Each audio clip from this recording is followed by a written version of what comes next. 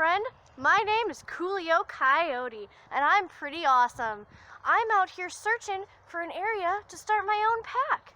It's pretty cool, but I really am missing my family, so I was actually about to get on a video call with them. Do you know what the family of a coyote looks like? Or what coyotes do in their daily lives? No? Maybe? Well, I promise if you come along with me, I'll teach you all about what coyotes are up to, and you can even meet some of Coolio Coyote's family members. Sound like fun? Well, awesome! Let's get started! So before I introduce you to some of my family members, I'm going to go ahead and give you a little background information into what coyotes are all about. So what is a coyote? Well, a coyote is part of something called a canine group. You've probably heard the word canine before, and that's because canine is a group of animals that have dog-like characteristics. So if you've seen a wolf, a dog, a coyote, those are all part of a group that I'm in, which means that I'm related to both dogs and wolves. That's pretty cool. All right, so all of the animals in this group have some similarities due to their ancestors. Ancestors is a term used for anyone who came before you. So that could be your great-great-grandparents, your great-great-great-grandparents, your great-great-great-great-grandparents, and all the way back as far as it goes. So this is what the canine group looks like. And as you can see, it kind of resembles a tree. Let's turn it on its side. See how it looks like it's a tree with lots of branches? All right, let's turn it back. So now that you can see that it looks like a tree with lots of branches, we're going to call those little splits where the branches split from one another, we're going to call those tree elbows. And at each of those tree elbows, that shows what happens when there's a difference in the ancestors of each of these animals. So coyotes, wolves, and dogs are not the same animals, but they share some very distant ancestors. These animals have lots of similarities, but they also have a lot of things that distinguish them. So, what makes a coyote special? How are we different from dogs and wolves? Well, let's talk about that. But before we do, as you might be able to see, it's starting to rain out here. Coyotes, just like other animals, like to have a special place that they call home. So we're going to go back to Coolio Coyote's den. Let's head over.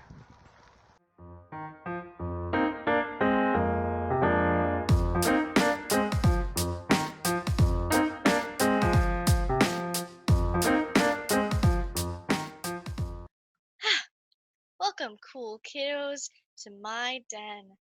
So, I think we left off talking about, what was it? Oh yeah, what makes coyotes cool and different from wolves and dogs? So let's talk about that. Well, what do you think makes coyotes different from dogs and wolves? Yeah, there are some awesome traits. So let's put up this picture of a side-by-side of a coyote and a wolf. And then we can talk about something that is called a trait. So we're going to look at the traits of these dogs or wolves and coyotes. So a trait is something physical. It's something like, say, blonde hair that we can use to tell one animal from another. So in this side by side, the coyote is on the left and the wolf is on the right. Do you see any difference in the two canines? Do you see how the coyote's face is much narrower than the wolf's face? That is just one difference between these two canines. So that is a trait of a coyote. Coyotes have very small and slim bodies. That includes their face. Their bone structure is much, much smaller than that of a wolf. So another telling trait is those ears. Did you notice them at first? See how the coyote's ears are a lot larger in proportion to the rest of their face than that of a wolf. Wolves have ears similar to dogs. so their ears are much smaller in proportion to their face. So, what about their noses? Do you see a difference between coyotes and wolves? Well, with this picture, it's a little hard to tell, but generally, coyotes will have a smaller nose pad. That's the black part. The black part is called their nose pad. So, to tell a coyote apart from a wolf or a dog, these rules can generally be followed. Now, most dogs do not look like wolves, however, some do. Generally, longer haired dogs, like golden retrievers, have those similar traits to wolves in their face shape. So they will have wider faces, smaller ears proportional to their face, and a large nose pad. Whereas coyotes are very distinctive in their very large ears, very narrow faces, and small nose pads. The next thing we're going to look at when we're talking about how to distinguish coyote from a wolf by a visual aid is going to be a coyote's tail. Do you see how in these pictures both tails are down? Well, you will always see a coyote with their tail down. Let me show you some pictures and you'll see how some dogs and wolves hold up their tails. See how in this picture, this dog has their tail very curled up. They can also just hold their tails up, but with coyotes, you will very rarely, if ever, see them raise their tails. Now, visual is not the only way to tell if it's a coyote or not. Let's say you're out on the trail in Schmeekley Reserve or out at the Central Wisconsin Environmental Station and you hear a howl. Perhaps you wonder whether that howl came from an owl or perhaps a wolf. Or maybe, just maybe, it was one of my family members in the coyote family. So, how do you tell what a coyote sounds like versus what a wolf or dog or owl sounds like? Well, today we're only going to compare what a wolf sounds like to what a coyote sounds like, and you might see why that's pretty important. First, I'm going to play a sound of coyote howl. Are you ready? Let's put on those listening ears. Here we go.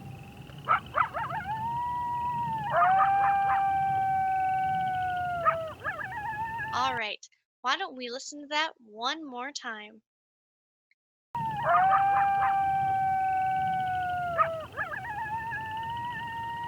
That was a coyote howl. All right, now let's listen to what a wolf howl sounds like.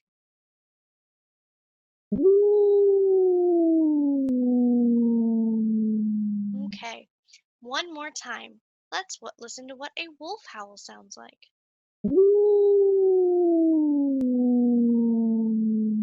That was pretty cool, huh? Did you notice any differences between a wolf howl and a coyote howl? The first howl was a coyote howl. Do you remember how it sounded pretty high pitched? Well, the tone of the howl, really a telling way to figure out whether it was a coyote or a wolf. Coyotes generally sound more high pitched. So if I was talking like this, that would be pretty high pitched. But if I'm going down like this is a low pitch. So generally, coyotes will be high in their sounds, their tone will be up here, and wolves will be really low. Another thing that you might have noticed is coyotes generally have short burst calls. So those yip, yip, yip, yip, whereas with wolves, it's a really long, really drawn out howl. So that's really telling. Most coyote howls are going to be in those short bursts. Even if a coyote does a little bit of a longer howl, it's still going to be really high pitched. Whereas a wolf howl is going to be down, down, down, down. Ooh, kind of like this if I were talking as a wolf. So that's how you tell the difference between a coyote and a wolf howl. You want to hear it one more time? All right, let's play back to back. The first one will be a coyote howl, and the second one is going to be a wolf howl. Let's put on our listening ears. Here we go.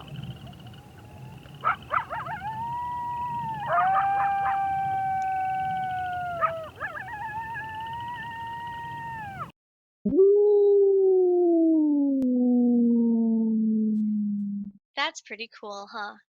Yeah, so it's almost time for that video call. I almost forgot. So before we do that, do you remember the picture I showed you before of the coyote grouping or the canine group? Let me show you one more time.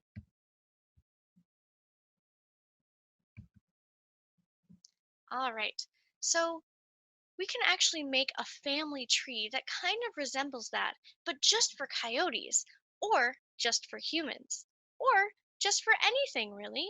So I've actually made my own family tree to show you what my family kind of looks like. So let me go ahead and show you what that looks like. All right, so as you can see, this is the picture that I, Coolio, have drawn that represents my family tree. So at the top, you have Papa and Granny, and as you can see, there's a line between them. Anytime that two individuals come together and decide to have a family, you're going to draw a line between them, showing family. Underneath that line that you draw between them, you're going to draw a line down, and that's going to split. So when they have children, you're going to draw that line straight, and you're going to have one little line going down to each child of theirs. So as you can see, Papa and Granny at the top have two children. They have Awesome Uncle and Mama, or Queen, who you're going to meet soon. So over here, you see Mama. It has been linked to Dad, or King Coyote, by that same kind of line. So they came together and decided to have their own family. And so we drew a line down, and there's a straight line that is then connected to each of their children. So I am Coolio, and I am the eldest, so I'm going to be right here. After me comes Sister, and you're going to meet her soon as well. After her is our youngest sibling right now, which is Brother. Now, like you'll learn a little bit later when we talk about my family, coyotes can have a lot of different animals in one pack. And so our family pack looks a little bit different than what other family packs might look like. This is the same with humans. So I want you to go ahead and try and draw your own family tree. Now, nobody's family is the same, like I was just talking about. You might not have grandparents. Maybe you have a mom and a dad. Maybe you only have one parent. Or perhaps you have two moms. Whatever your family looks like, go ahead and try and draw it and figure out how your lines meet up. So you can pause the video now, and if you need to, grab some markers and some paper and try and make your own representation. So when you come back, we're going to switch over, and I'm going to get ready for that video call that you've heard so much about. So let's get to it.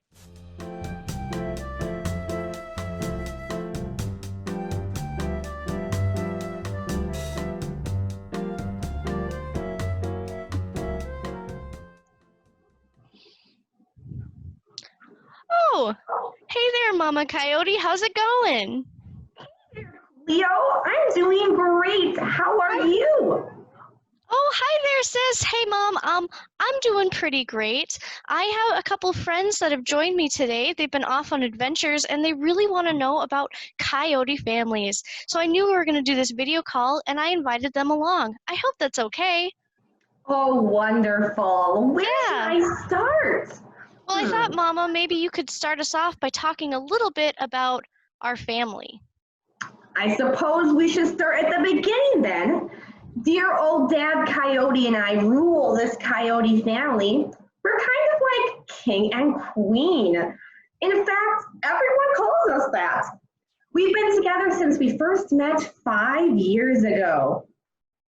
Most coyotes will mate for life, right, Mama? That's right. This is because it takes less energy to find a new mate. And we work together pretty well, too. We have a pretty big pack right now. There's me, Dad, Coolio, sister, brother, and Papa. That is Coolio's grandpa. I just hit my 6-month mark, Coolio. Mama just started teaching me more intricate hunting strategies. Wow, that's really exciting, sis. Awesome to hear. So sometimes one of the coyotes in the pack will actually head off to establish our own pack somewhere else. That's what I'm doing right now, and that's the reason I had to call to get in touch with my family. Oh, here's a fun fact. Did you know that coyotes can actually change the number of babies they'll have depending on how much food is available? This cool trait means that they can have 2 pups if there's not much food and 11 pups if there's a lot of food. This regulation keeps coyotes themselves in check so that there aren't too many coyotes in the environment. That's right. Coyotes are actually pretty cool. They're good at regulating themselves and they're good at regulating other animals too. In this way, the food resources are spread out among everyone and no one goes hungry. That's right. Coyotes keep themselves in check and other animals. And that means that there can be lots of different types of animals in one area. So when there's lots of types of animals around, this is called good diversity. The rich environments that we love so much, like Schmeekley Reserve or the Central Wisconsin Environmental Station, those are kept maintained by coyotes and other animals. So without coyotes, we would lose a lot of that diversity. That is right, Coolio. Well, it was great to hear from you. I'm so glad you're making new friends on your adventures. Aw, thanks, Mama. Or should I say, Queen Coyote. We'll talk soon. Bye-bye, Coolio. See ya, sis. Say hi to everyone for me. We will.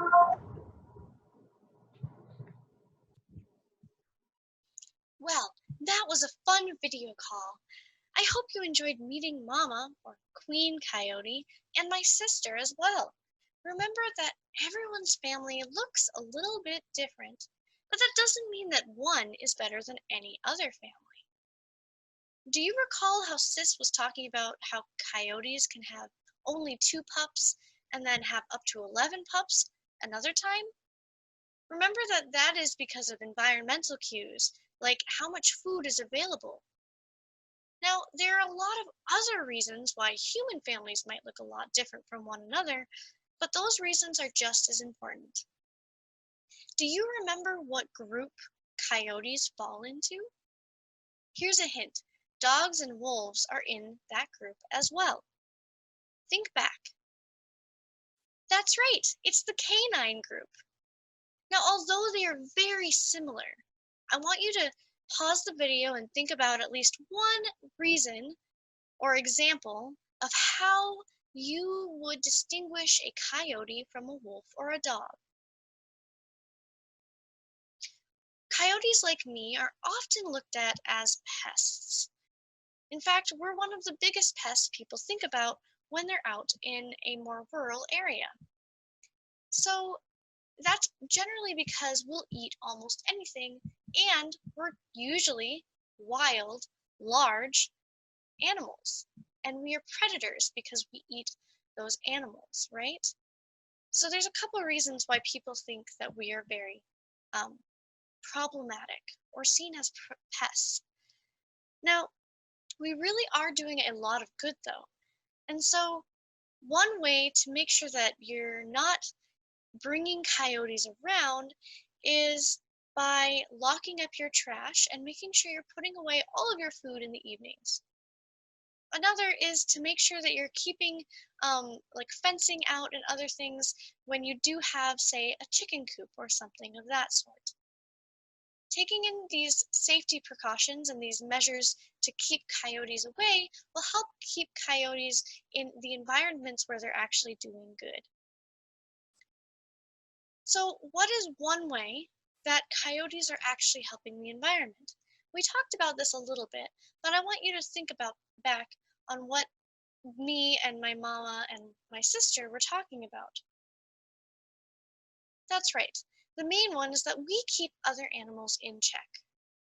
So, because we can regulate the population of other animals, big and small, we really do a good job of making sure that animal diversity is high.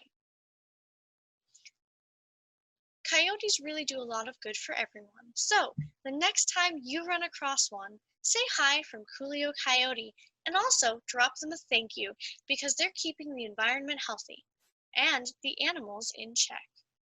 Thanks for joining me today on our adventures, and as always, I can't wait to see you in the next videos.